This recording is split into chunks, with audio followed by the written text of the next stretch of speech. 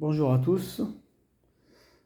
Alors, je fais une petite vidéo concernant un système que je me suis récemment procuré. Il s'agit du DAI, micro-onduleur DAI Sun BK100. Après, bon, il y a plusieurs modèles, BK80 et 60. Tout dépend de la puissance qu'on veut. Dans mon cas, c'est le BK100 parce que j'ai besoin je prends le plus puissant, 1000 watts. EU, je pense c'est Europe. AM2, je ne sais pas. En tout cas, c'est le micro-onduleur officiel de DAI, hein, comme on peut le voir ici, apparemment aux normes européennes. Voilà.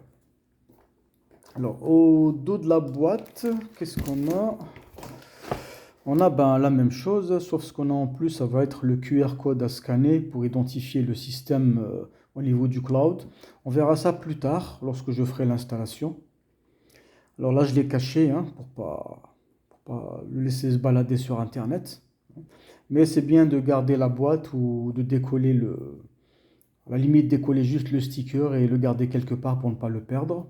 De toute manière, il y a aussi un sticker sur le système en lui-même. Donc voilà, ça c'est pour l'emballage. Une fois ouvert à l'intérieur, qu'est-ce qu'on a? Alors, nous avons un manuel d'utilisation d'à peu près 50 pages qui explique assez clairement les les différents processus d'appairage, d'installation, de fixation murale, etc. On verra ça plus tard. Hormis ce manuel, il est également possible d'en avoir un plus détaillé, c'est celui qu'on voit ici, que je me suis procuré sur Internet, hein. Donc celui-ci est quand même un peu plus détaillé, avec plus de schémas. Il y a environ 60 pages. Bon, c'est bien d'avoir les deux, mais je pense que le petit devrait suffire également. Voilà. Donc, voici le système. Voici le système. Donc, il est assez bien fait, je dirais.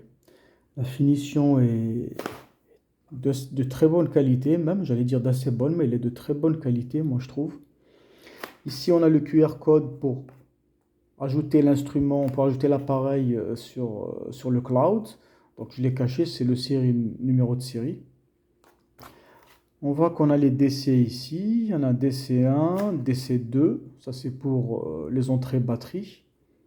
On a un bouton on-off, hein, qu'on peut voir ici. Voilà. C'est un bouton poussoir, il rentre et il sort. Ça c'est pour les antennes de connexion, pour Internet et pour le LoRa, pour le protocole de communication. Et ici, on a l'entrée des panneaux photovoltaïques. On a panel 1, panel 2. Si l'on regarde ici sur la gauche, c'est pour l'entrée réseau, hein, qu'on va plugger sur une prise. Ici, c'est la load. Bon, celle-là, on va pas la plugger sur une prise, mais ça va être une sortie indépendante, on va dire de backup, qui s'alimentera exclusivement sur la batterie ou sur les panneaux solaires. Et ça, c'est un limiteur qui va permettre de limiter la puissance qu'on va réinjecter. Dans mon cas, je ne pense pas que je vais le réutiliser. Ça dépend de vos configurations et de la distance avec votre compteur général. Dans mon cas, je ne pourrai pas. Je vous montrerai ça plus tard. Alors, les caractéristiques sont écrites au dos ici, hein. PV in, batterie, AC input output. Ça, c'est ce qu'on a au niveau face arrière. Si on regarde face avant, pardon. Voilà. Niveau face avant, c'est quand même un assez gros dissipateur. Alors, je pense qu'il doit peser facilement 4 kg. Et on voit bien qu'en fait, au niveau de ce micro-onduleur, il y a deux compartiments qui sont détachables l'un de l'autre, hein, ici. Alors, j'ai dévissé déjà les vis, hein. On a des vis à dévisser là et là, mais également à l'arrière. Je les ai déjà enlevés, hein. C'est ce qu'on voit là. Après, tout ce qu'il faut faire, c'est le détacher. Je crois que même les attaques sont quand même d'assez bonne qualité, hein. Les finitions sont très bien, on peut le voir. C'est très bien fini. C'est très bien designé, très bien pensé. Alors c'est sympa parce qu'on a même des protections contre la poussière si vous ne les utilisez pas. Si certains ports ne sont pas utilisés comme ici, hein. Vous voyez, on peut les enlever, on peut les remettre. C'est-à-dire ils ont vraiment fait un très bon travail, moi je trouve. Bon allez, on va continuer à les détacher. Alors ça c'est quelque chose que on voit pas trop dans les vidéos. Je me suis dit bon je vais le faire et je vais quand même montrer, partager. Donc là, si je peux les séparer proprement. Attendez, je vais les déclipser tout doucement. Il faut vraiment y aller doucement. Vous allez comprendre pourquoi.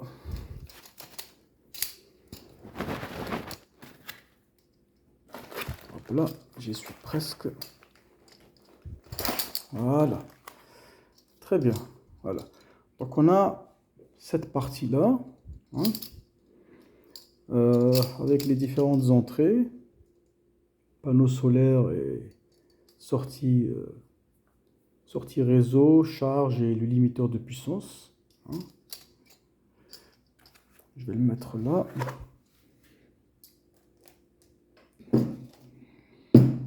Voilà. Et on a cette partie-ci qui, de ce que j'ai compris, peut également être utilisée indépendamment. C'est-à-dire si vous n'avez pas de batterie, vous pouvez utiliser uniquement ça. Pour le coup, les DC qui étaient des entrées-sorties batterie deviendront des entrées panneaux solaires. Voilà. Donc au lieu de mettre les batteries là, ça va devenir du panneau solaire. Et on peut configurer sur l'application pour lui dire uniquement photovoltaïque. Et du coup, on peut se servir uniquement de ça. Voilà. La partie qui a été enlevée, ben, du coup, ça va devenir la sortie sur le réseau, hein. Il faudra plugger ça directement. Alors ça, c'était pour communiquer avec la seconde partie et le configurer. Voilà. Donc je pense que j'ai tout dit. Alors qu'est-ce que j'ai ici? Alors ça, j'ai encore quelque chose là, je ne sais pas ce que c'est. Hein? Alors M201X, je ne sais pas ce que c'est ça. Je l'ajouterai dans les commentaires lorsque j'aurai trouvé ce que c'est. Là pour le moment, on regarde juste le matériel. Alors c'est sympa, à côté du bouton poussoir, on a une LED qui va nous indiquer l'état, le statut du système. Je pense que dans le futur, lorsqu'il y en aura en plus grande quantité, peut-être qu'ils le vendront séparément, hein, les deux modules séparés, ou alors ensemble. En tout cas, c'est intéressant, le concept est intéressant. Alors, si on regarde le matériel qui est fourni avec, les accessoires, je veux dire, au niveau des accessoires. Alors, on va commencer par ça. Alors ça, c'est le limiteur. Ah oui, voilà. Je pense que ça, c'était l'entrée du limiteur. Ouais. Je pense que c'est l'entrée du limiteur. De toute manière, il n'y a pas... ailleurs où le mettre. Ah non, c'est ici le limiteur, pardon. Non, le limiteur, c'est là. Donc ça, je sais vraiment pas ce que c'est. Je regarderai plus tard. Alors, on a le limiteur, ça va permettre de mesurer la puissance qui est réinjectée sur le réseau et de décider soit de couper ce qu'on réinjecte, ou bien de laisser, ou bien de réduire, ça dépend. Voilà. Dans mon cas, je m'en servirai pas parce que mon système sera installé vraiment trop loin du compteur et le câble ne suffira pas. Il faudra que je fasse des trous sous la maison, ça vaut pas le coup. Mais c'est possible de l'utiliser également sans, on verra sur la notice.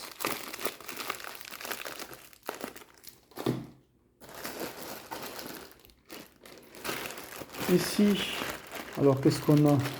On a différents accessoires qui sont fournis avec. Je vais les détailler ici. Je vais poser ça là. Alors qu'est-ce qu'on a? Alors on a une antenne une antenne de communication pour la batterie. C'est-à-dire que si vous avez une batterie qui est propriétaire, il suffira de rentrer juste son numéro de série et la batterie sera reconnue par l'application DI. Par contre, si votre batterie n'est pas propriétaire et donc ne possède pas de numéro de série DI, il faudra connecter cela à votre batterie. Pour ce faire, ils ont fourni un câble RJ45, voilà. Donc il faudra connecter ça à votre batterie et rentrer le numéro de série de votre système. Il est là, bon, je l'ai caché sous mon doigt. Et ainsi, votre antenne sera reconnue par l'application et pourra détecter la présence d'un système de stockage. Alors, il n'y aura pas tous les détails si c'était une batterie propriétaire, mais il y aura le nécessaire, c'est-à-dire la tension et par exemple, et donc du coup, la capacité de stock. Pas la capacité, je ne pense pas qu'il y aura la capacité, mais par contre le statut de la batterie. Voilà. Est-ce qu'elle est connectée, déconnectée? Donc c'est quelque chose de sympathique. Il y a ça. Ils ont inclus également, oui, alors là il y en a deux, des plugs. Hein. Ça, ce sont des plugs qui vont servir à connecter la sortie vers le réseau ou alors la sortie vers le backup. Ils sont d'assez bonne qualité et étanches. Il y en a deux. Il faudra insérer les câbles et ensuite câbler. Donc il y en a deux. Un pour la sortie grid, comme je l'ai expliqué, et l'autre pour la sortie backup. On a deux câbles USB-C. Alors il y en a un USB-C vers batterie. Alors ça, je ne sais pas trop où est-ce que je vais m'en servir. Et ça, USB-C. Je pense que c'est pour alimenter l'antenne. Voilà. Parce que l'antenne a besoin d'une alimentation ici. Voilà. Je continue. Des connecteurs pour les panneaux solaires, mâle et femelle. Il y a deux paires. Hein. Voilà. 1, 2, 3, 4. Oui, c'est ça. Donc deux paires, mâle, femelle.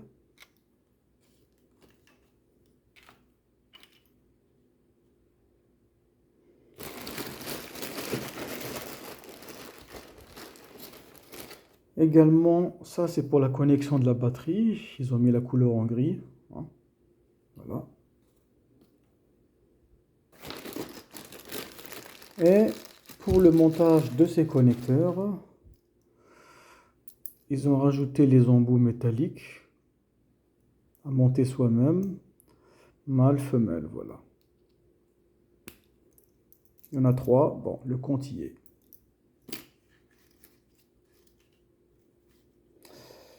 Est-ce que j'ai oublié autre chose? Non, je pense que j'ai tout mis. Hein. Voilà, bien sûr avec le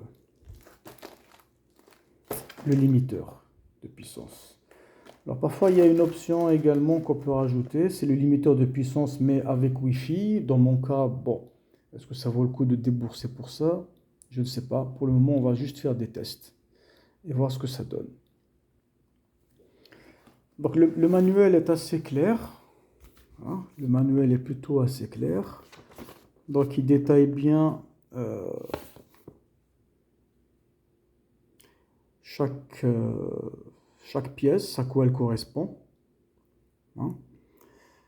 On a également l'architecture du micro-onduleur. Alors c'est bizarre parce qu'à aucun moment ils disent comment le faire fonctionner en étant déconnecté, en séparant les deux modules. Bon, après tout l'intérêt c'est de les avoir ensemble pour la batterie. Mais c'est bien de savoir également qu'on peut l'utiliser indépendamment. Donc, on a des schémas assez simplistes. Hein, c'est assez simple, ça, intuitif. Et ils expliquent comment monter les connecteurs, comment câbler, etc. Donc, c'est assez bien expliqué, en plus en anglais. On peut l'avoir en anglais. Alors, en français, il n'y a pas, mais si certains d'entre vous sont intéressés en français, vous me dites, je ferai faire la traduction. Hein, et je peux traduire le document en français, il n'y a pas de problème. Voilà. Donc voilà, ça c'est le système LoRa à distance dont on avait parlé. Donc c'est-à-dire au lieu de partir avec un contrôleur comme ici, voilà. Donc on sort avec le CT d'ici et on va directement à l'entrée du réseau. Hein. On va plutôt, s'il n'est pas à côté, s'il est vraiment loin, on peut utiliser ce système LoRa à distance et le connecter vraiment tout proche et il communiquera avec, sur le réseau Wi-Fi avec le système Deuil. Voilà. Donc, c'est assez bien détaillé, assez bien. J'ai pris le temps de le lire, c'est assez bien explicite. Reste à voir ce que ça va donner à l'expérimentation. Sur ce, j'espère que cette vidéo a été utile à tout le monde. Donc, n'hésitez pas si vous avez des questions en commentaire, je me ferai un plaisir de vous répondre. Et merci encore d'avoir pris le temps de suivre du début à la fin. Ciao, ciao, merci.